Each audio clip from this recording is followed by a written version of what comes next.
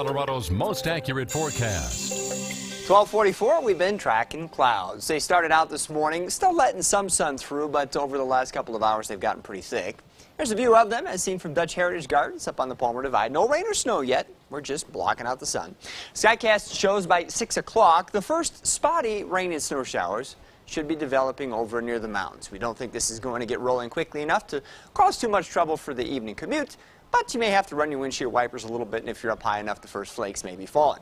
Now, as we move through about 9 o'clock, notice that in southern Colorado, Skycast is not bringing much rain or snow into the area yet, but the upper level system will have some accumulating snow falling over the ski resorts, and that will start to interact with a cold front that's going to slide southward from northeastern Colorado, should kick up the wind considerably later on this evening and result in a burst of wind-driven snow. Notice some of the darker blues on the map. These March systems, well, they typically produce some pretty varied snowfall amounts, and on occasion the snow can come down hard.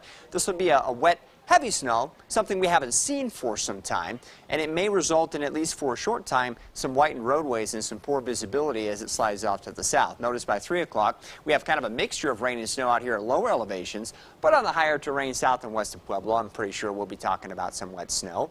And through tomorrow morning, what's left of this will be out here across the southeastern corner of the state, where we're not expecting real significant snowfall per se, but we're going to get something to come out of the sky, help to wet the ground a little bit, which of course is good.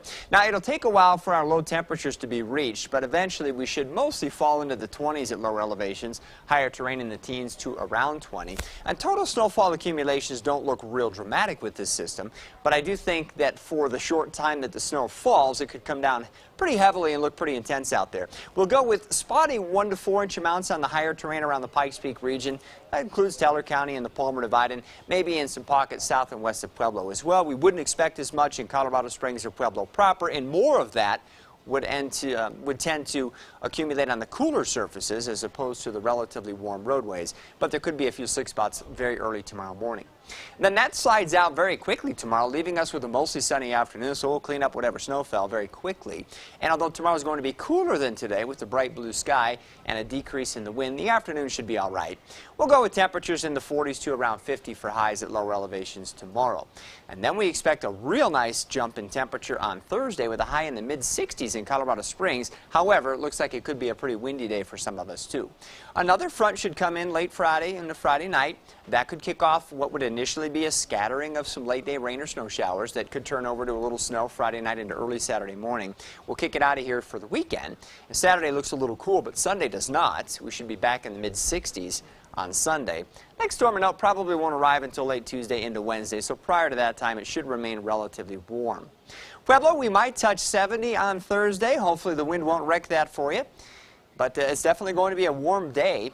And we'll cool off Friday with a little rain, perhaps mixing with some snow Friday nights. We're out of here with that on Saturday. And then Sunday we're talking about maybe 70 again for a high temperature, so the tail end of the weekend looks good. Still a little concerned about the wind when it gets that warm this time of year, but hopefully it'll end up okay.